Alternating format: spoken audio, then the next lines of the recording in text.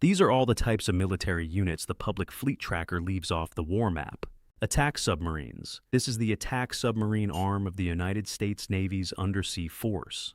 Stealth is the point. Public submarine force figures list 53 fast attack boats. Navy fact files say their missions include anti-submarine warfare, anti-surface warfare, strike, intelligence collection, mine warfare, and special operations support.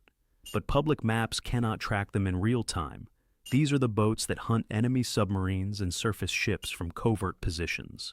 A Virginia-class boat is 377 feet long. It displaces about 7,800 tons submerged, makes more than 25 knots, and carries a crew of 145. One public example came on April 14, 2025, when USS Minnesota returned to Guam after its first forward-deployed operational tasking in the Indo-Pacific. Ballistic-missile submarines. This is the strategic nuclear deterrent that the tracker cannot show. Public submarine force material lists 14 ballistic-missile submarines, and the same page credits that fleet with 54% of the United States nuclear deterrent arsenal. Navy fact files say each Ohio-class ballistic-missile submarine now carries a maximum of 20 Triton II D5 missiles. 4 tubes were deactivated under New START. The modern nuclear submarine era began with USS Nautilus in 1955, but the SSBN mission remains the enduring strategic core. Their value depends on remaining hard to locate, which is why public reporting rarely offers precise positions during patrols. Guided missile submarines. This is the strike and special operations version of the Ohio class. Public Navy fact files say 4 guided missile submarines remain in the force. Each can carry up to 154 Tomahawk missiles and host up to 66 special operations personnel. They are also built to support special operations inserts and recoveries from clandestine platforms. That blend of land attack firepower and covert access makes them unusually relevant to the tracker blind spot. A carrier is meant to be noticed, but an SSGN becomes more valuable when nobody can place it on a public map. Independent destroyers. These are guided missile destroyers operating outside the carrier-centered picture. Navy fact files say DDG-51 destroyers can deploy independently or join carrier strike groups, surface action groups, and expeditionary strike groups. Flight 2. A ships carry crews of 329, while Flight 3 ships carry 359.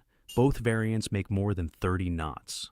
On March 9, 2026, the USNI Tracker counted 4 independent destroyers in the Eastern Mediterranean and 6 more in the Arabian Sea. Distributed maritime operations make these scattered shooters useful across wide theaters. A Navy release on February 3, 2026, showed USS Truxtun leaving Norfolk for deployment. It carried 300 sailors and 26 embarked HSM-50 personnel. Littoral combat ships. These are the Bahrain-based Littoral combat ships carrying the Navy's first operational mine countermeasure mission packages. On March 9, 2026, the tracker listed 3 of them in 5th Fleet. Navy SEEA said the first package embarked on USS Canberra in April 2024. It was preparing for its first deployment in fiscal year 2025.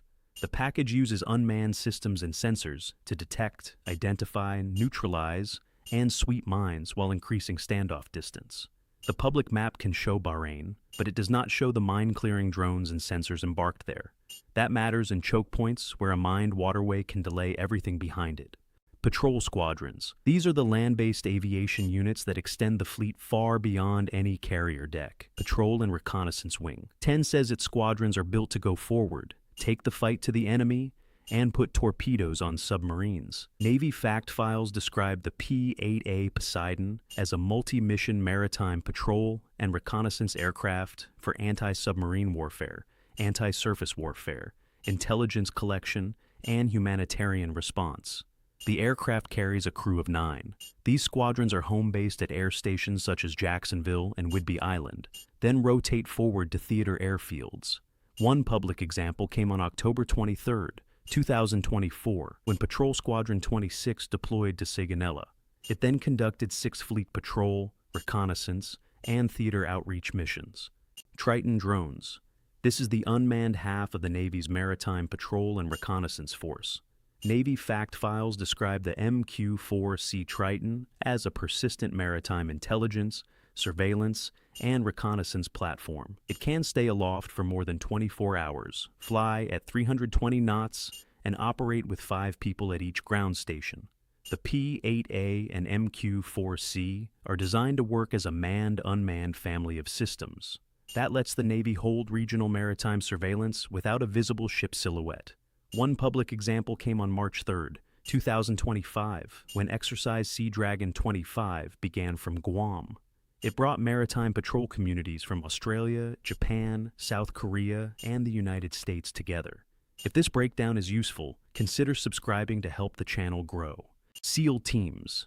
These are the Navy's maritime special operators. Naval Special Warfare history says SEAL Teams 1 and 2 were established in January 1962. Their forces are designed for reconnaissance, direct action, and partner force training in denied areas. They are the human version of naval stealth. One public example came on January 23, 2025, when East Coast-based SEALs trained with Lithuanian and German Special Operations Forces in Klaipėda.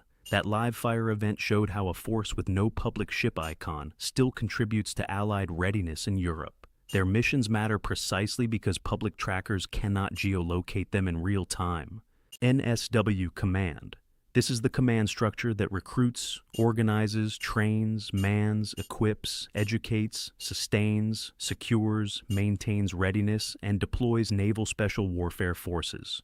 Naval Special Warfare Command is headquartered in Coronado, while Group 1 is West Coast-based and Group 2 is East Coast-based. Naval Special Warfare Group 2 describes itself as the headquarters for all East Coast-based SEAL teams. A June 2025 anniversary piece said, Naval Special Warfare Group 1 includes nearly 1,700 sailors, government civilians, and industry partners. Recent official messaging emphasizes maritime special operations task forces and fleet integration. That matters because some of the Navy's most consequential people may be attached to no visible hull at all. Crisis Response Marines. This is the Special Purpose Marine Air-Ground Task Force, the tailored Marine formation that does not map cleanly to a single ship icon. Marine Corps doctrine says these forces are usually Marine Expeditionary Unit-sized or smaller. Crisis Response Variants number 2,000 Marines and sailors.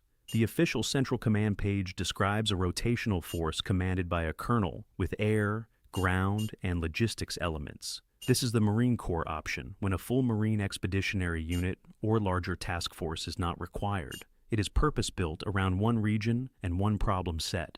A doctrinal example from 2014 showed a Spain-based force executing 2 non-combatant evacuation operations.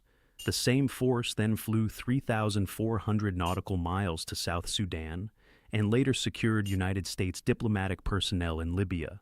Seabees. This is the Naval Construction Force, better known as the Seabees. The public NCF fact sheet lists 8,546 Seabees worldwide. That total includes 4,697 active duty sailors and 3,849 reservists. Naval Construction Group 1 says it totals 6,100 personnel across 13 subordinate units. These engineers build and repair airfields, roads, bunkers, medical facilities, and logistics sites that keep larger operations moving.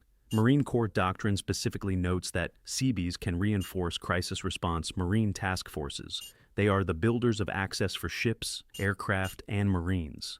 One public example came on December 11, 2024, when a Naval Mobile Construction Battalion 3 team deployed to Antarctica. It marked the first official Seabee involvement there since 1994.